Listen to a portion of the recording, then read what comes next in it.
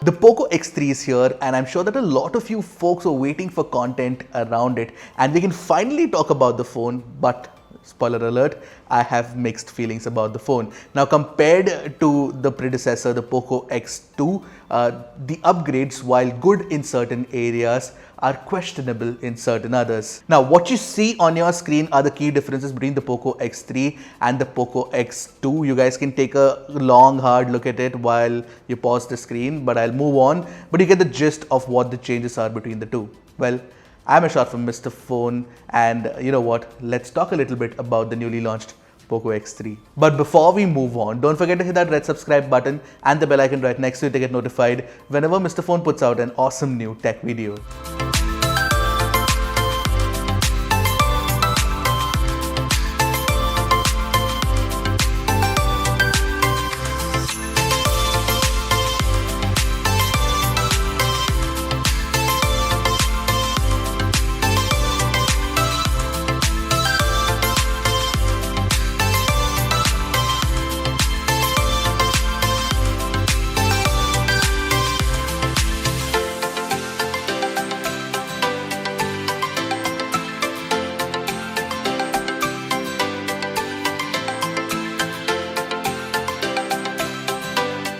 The moment I took the X3 out of that weird packaging, I was taken aback by the size of the phone.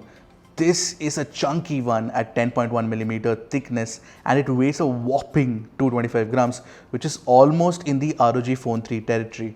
I'm sorry, but that is uncomfortable to use, and it was for the little time that I used it. My fairly large hand started paining slightly if I held it in one hand for more than 30 minutes at a stretch.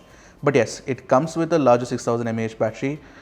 But in context, the Galaxy M51 has a larger 7000 mAh battery, and yet it is only 9.5mm and weighs 215 grams. Heck, the Poco X3 NF3 variant that you get in Europe is slimmer and lighter. So yeah, the first impressions of the in-hand field is not very positive for me. Now let's talk about the build. The Poco X3 now uses plastic instead of glass, but that didn't reduce the weight of the phone. However, replacing the plastic frame for an aluminum one and adding IP53 splash resistance are welcome additions, no doubt. So build quality wise, there is not much to complain about except for that weird hollow plastic sound that the phone makes when I tap on its back. You know what, let me just show it to you guys. As for the design, I tried really hard to like that strip running down the middle and the weirdly shaped camera module, but couldn't. Also, that massive Poco logo looks pretty odd too.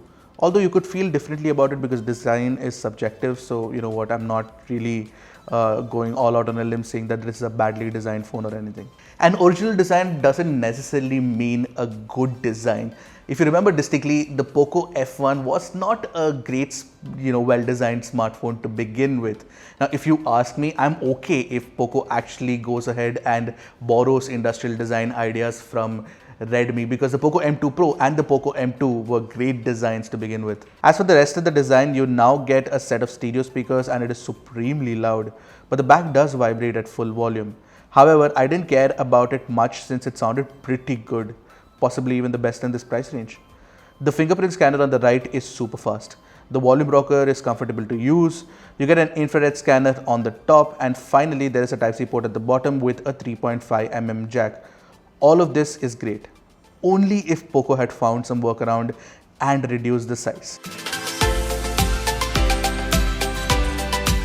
Now, before I talk about the display of the phone, let me tell you that the pre-attached screen protector is not really aligned properly, and I'm not a fan of the fact that it leaves around a lot of fingerprint marks when you're actually using it. You know what? I removed it. Anyway, you get the same massive 6.67-inch IPS LCD panel with a 120Hz refresh rate. The brightness has dropped down to 450 nits from 500 nits, but I didn't notice too much of a difference. But yes, the AMOLED display on the Realme 7 Pro looks attractive. By the way, the IPS LCD panel on the X3 is an HDR ready display, but it can play back HDR videos only in the YouTube app. But thankfully, Netflix plays back in full HD, so there is support for wideband L1 obviously. While I am supremely glad that the pill notch has now been replaced with a punch hole one, it would have been nice if Poco had moved it to the top left corner instead. Anyway, the center placement is not too bad either. Also, I noticed that the chin is smaller now, which looks good. Now, there are two distinctive advantages in the display of the Poco X3 over the X2. The touch sampling rate has been bumped up from 120Hz to 240Hz now. This means you get a phenomenally good touch response. It is immediately visible. Your fingers glide on the display and it feels stunning to use. The haptic feedback with the Z-Shocker motor is the best I've used on a phone under 20,000. This elevates the whole experience and makes the phone feel premium while using it. It feels precise and tight.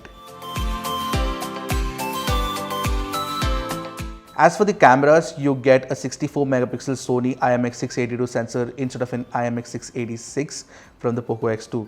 The only difference between the two sensors is you can't shoot 4K 60 FPS videos. Plus, Poco has now replaced the 8 megapixel ultra wide for a higher resolution 13 megapixel one. Then there are two waist cameras, a 2 megapixel macro and a 2 megapixel depth sensor. The front camera is now a single 20 megapixel unit. Now, I didn't get the time to shoot too many samples, but here are a few initial ones for you to see.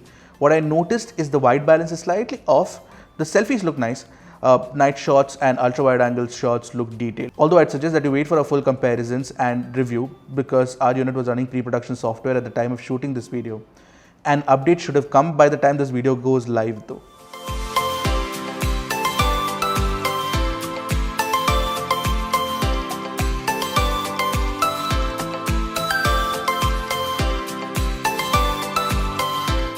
The new addition to the Poco X3 is a slightly overclocked Snapdragon 732 system on chip. As per my benchmark tests, there's literally no difference between the 732G, the 730G and the 720G. All are the same, but the X3 felt fluid because of the refresh rate and the touch sampling rate more than anything else. However, the software optimization does need some work. For example, when you want to get into the multitasking carousel, there is a bit of a jerk in animation. It feels damn odd to use. I played a little bit of Call of Duty and that worked exceptionally well. I had a lot of fun playing the game on the phone. Now this is the only time the extra weight felt good because in landscape mode it sticks to your hand really well. As for the software, you get Poco Launcher based on MIUI 12.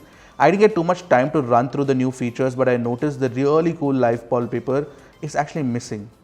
And the phone is filled up with so much bloat, it is super annoying. Thankfully, I didn't notice any ads as promised by Poco, so that's a good thing. Poco had to contend with some users complaining about battery life on the X2, therefore it has increased the battery size from a 4500 mAh one to a 6000 mAh unit. However, I've had no time to use it extensively to log the battery life.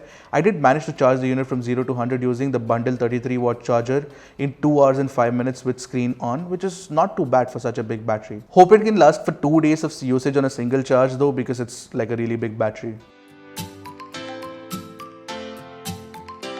So you know what my first impressions of the Poco X3 are, that it is definitely an upgrade over the Poco X2, especially when you take a look at the display or the touch sampling rate or the haptic feedback or even the fact that you get stereo speakers with it, and of course the fact that you get a larger battery now with faster charging speeds as well. Having said that, the larger battery does translate the phone into becoming this chunky boy, and I'm not really a fan of that. And apart from that, also the fact that the Snapdragon 732G processor, which has been added new, is not necessarily a massive leap generation over generation. It's not really a generational leap as such, it's just like a minor little bump. Therefore, ergo, the mixed feelings that I mentioned in the start. However, when you look at that rupees 16,999 starting price tag, most of the flaws you would want to keep that by the wayside, because the price tag does shock you for all the features that Poco gives you. So what do you guys think? Obviously, this is not a verdict per se. You guys will have to wait for a full review and comparisons to make a buying decision. This is just my first impressions, so don't go around jumping the gun basis these thoughts. These are just initial thoughts which could change over the course of me using the phone. And like I mentioned, it's running pre-production software, so the software also has to be updated. So what do you guys think of the Poco X3? Do let me know in the comment section below. Until next time, this is Aishar from Mr. Phone signing off. Goodbye and Godspeed, my friends.